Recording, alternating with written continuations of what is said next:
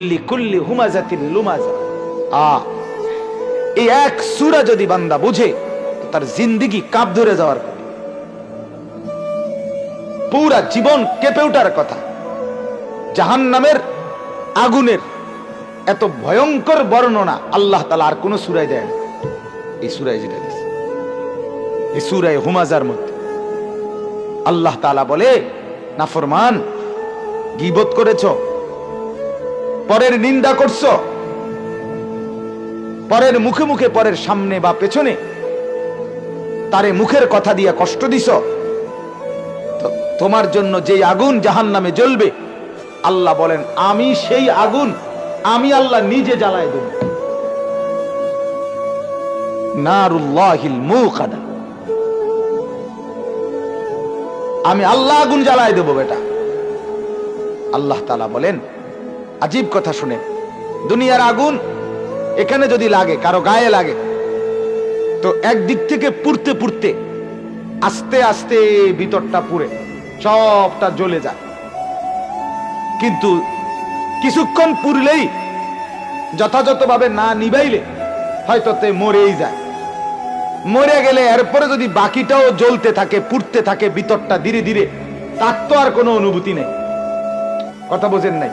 হে তো মরেই গেছে।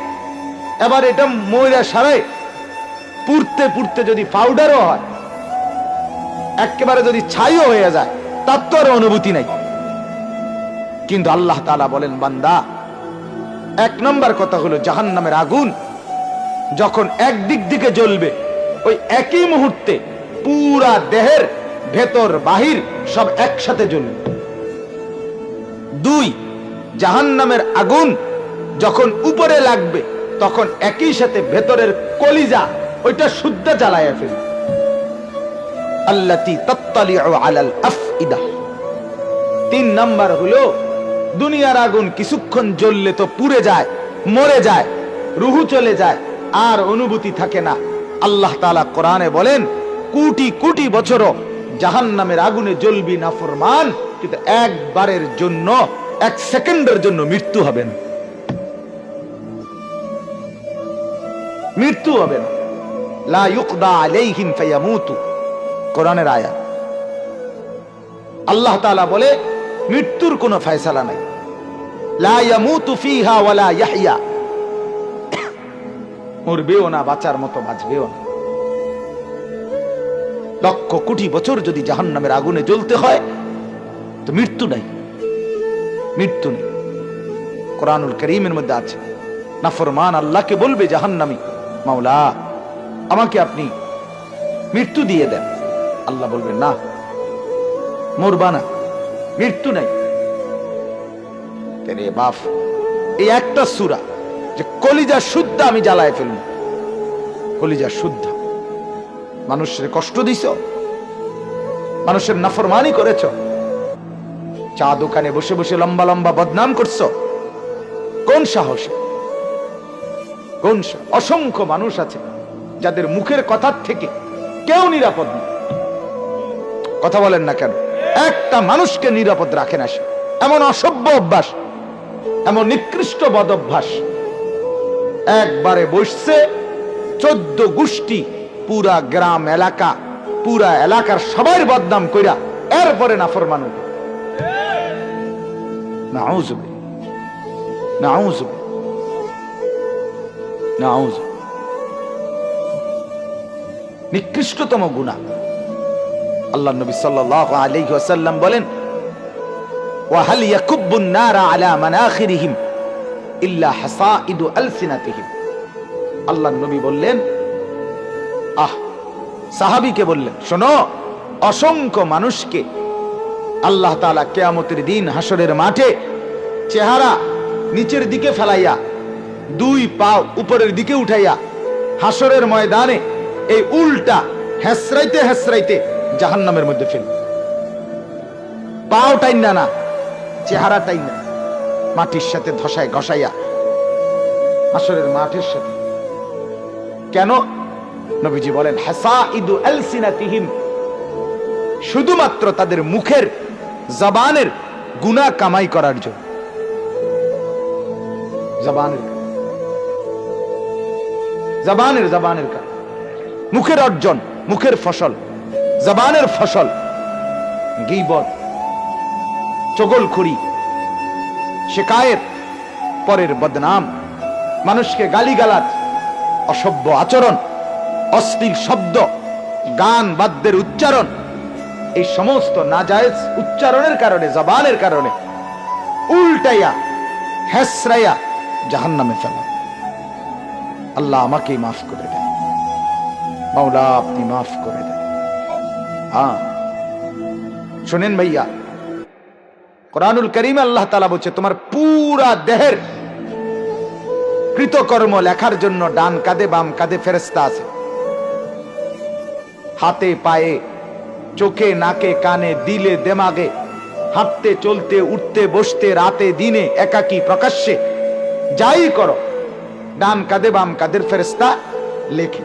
কিন্তু আল্লাহ কোরআনে বলছেন তোমার জবান দিয়ে যা বের হয় সেটা আবার আরেকজন ফেরেশতা আলাদা, শুধু মুখের উচ্চারণগুলো, মুখের কথাগুলো আলাদা লেখে। মা ইয়ালফিযু মিন কাওলিন ইল্লা লাদাইহি রাকীবুন আতীদ। এটা আলাদা, এটার ফাইল হবে আরেকটা। একটা তো পুরা দেহের কৃতকর্মের ফাইল, আরেকটা হলো শুধু জবানের কথাগুলোর আলাদা ফাইল। এজন্য আমিও আমার মাওলানার এই কথার সাথে সমর্থন করে বললাম, এই জন্য তাকিদ দিলাম আবারও, জবানের হেফাজত করে, জবানের হেফাজত করে। দুই জিনিস হেফাজত করলে ইনশাআল্লাহ, আল্লাহ নবী সাল্লাল্লাহু আলাইহি ওয়াসাল্লাম বলেন মান ইয়াদমান লি মা বাইনা লাহইহি ওয়া মা বাইনা রিজলাইহি আদমান লাহুল জান্নাহ। নবীজি বলেন আমার উম্মত জবান হেফাজত করবা আর লজ্জাস্থান হেফাজত করবা, আমি রাসূল তোমার জান্নাত ঠিক রাখব। তুমি এই দুইটা বুঝায় দাও ঠিক, আমি তোমার জান্নাত বুঝায় দেব ঠিক।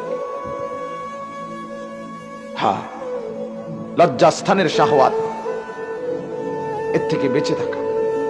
এই অসংখ্য লজ্জাস্থানের শাহওয়াত জাগে, যার কারণে এই উলঙ্গ ছবি, নর্তকীর নাচ, জিনা, ব্যভিচারের দৃশ্য, মেয়ের পিছনে ঘোরা, অবৈধ প্রেম, অশ্লীল সম্পর্ক, বিনোদন পার্ক, রেস্তোরাঁ, হোটেল, মোটেল, এই সব জায়গায় নারীর এই বেপরদিগি, বেহায়াপনা, ঘোরাফেরা, অবৈধ অশ্লীল সম্পর্ক, লজ্জাস্থানের শাহওয়াতের কারণ।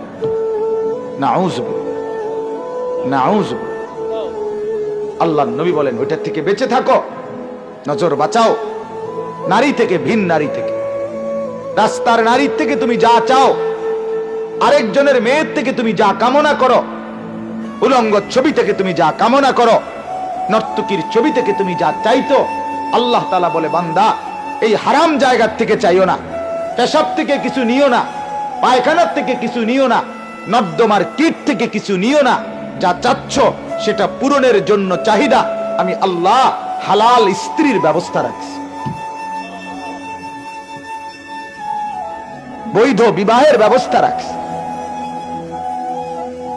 তুমি যা চাচ্ছ তোমার চাহিদা এটা আমি দিছি, শাহওয়াত আল্লাহ তাআলা দিছেন। এক নারীর প্রতি আকর্ষণ, এটা যদি আল্লাহ তাআলা না দিতেন তাহলে স্বামী আর স্ত্রীর এই পবিত্র বন্ধন হইতো না। কথা বলেন না কেন? স্বামী আর স্ত্রীর এই মিলন হতো না, সন্তান প্রজন্ম সেই আদম থেকে এই পর্যন্ত আসতো। আল্লাহ তাআলা বলেন এটা আমি দিছি।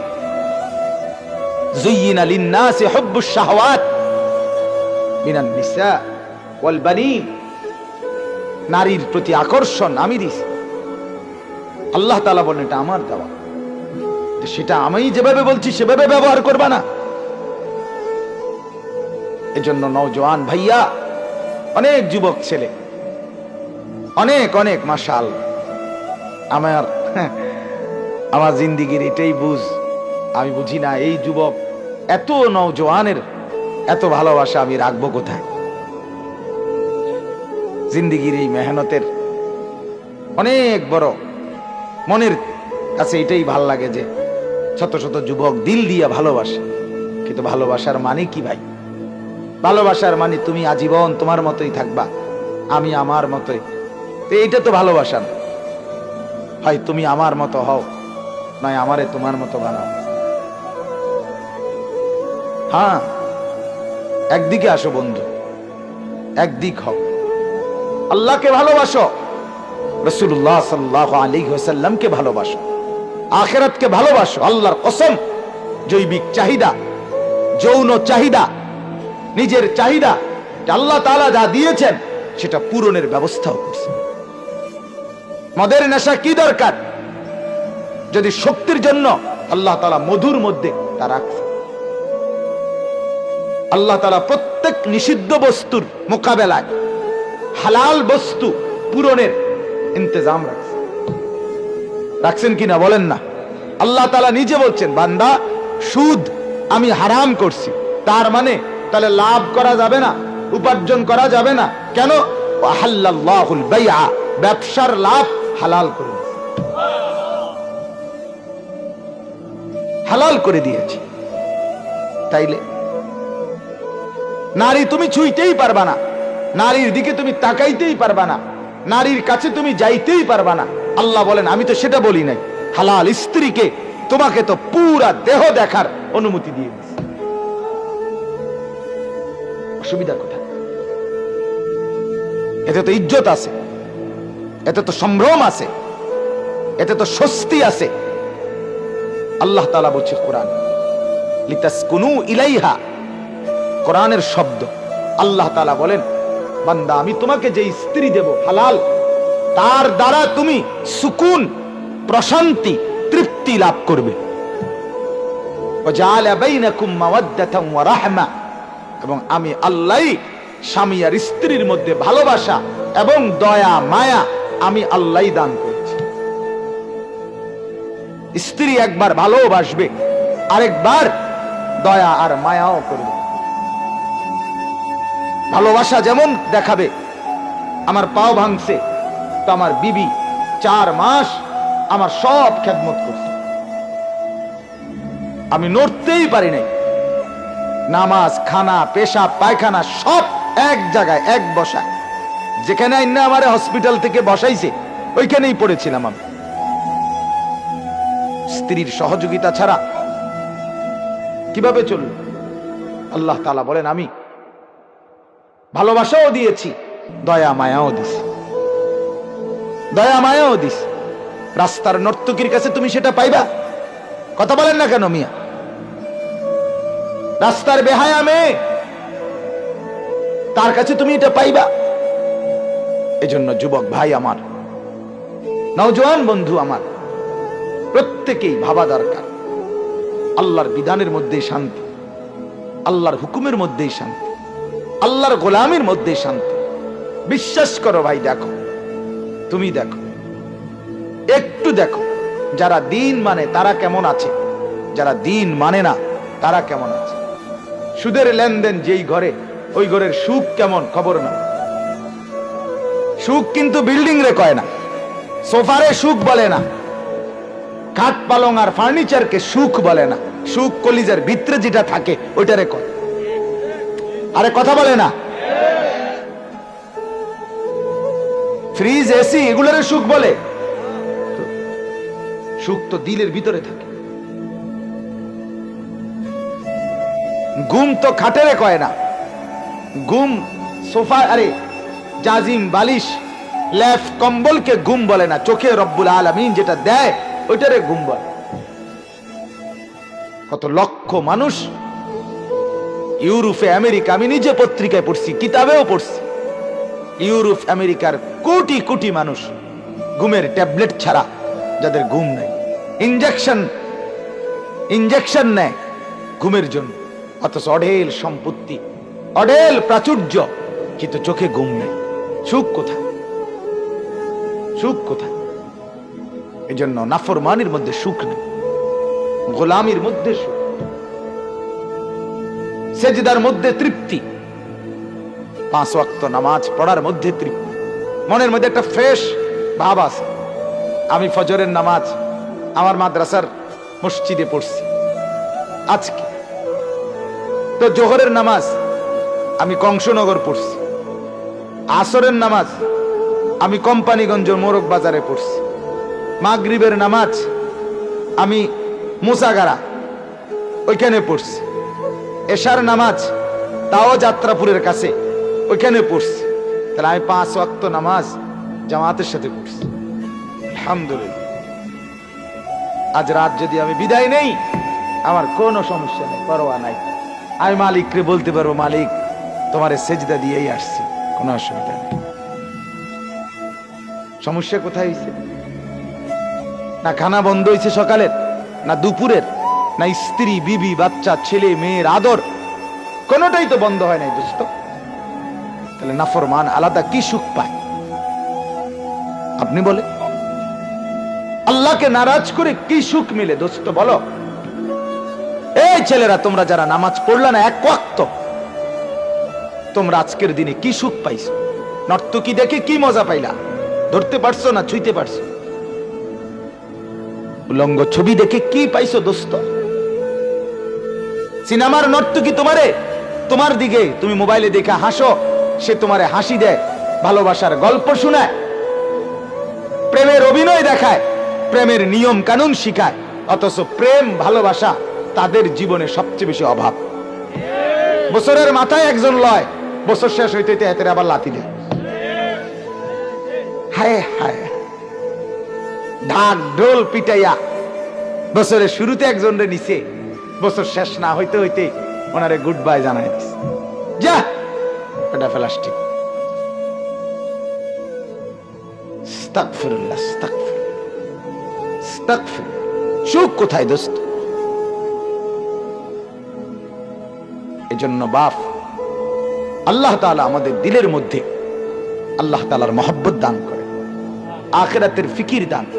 আল্লাহকে নারাজ করে সুখ হয়, আল্লাহকে নারাজ করে সুখ হয়। এজন্য আমি বললাম মাওলানার ওই কথা, সূরাটা আল্লাহ তাআলা বলবে, বান্দা জাহান্নামের আগুন বড় ভয়ঙ্কর, কলিজা শুদ্ধা জ্বালায় লাগবে, কলিজা শুদ্ধা জ্বালায়।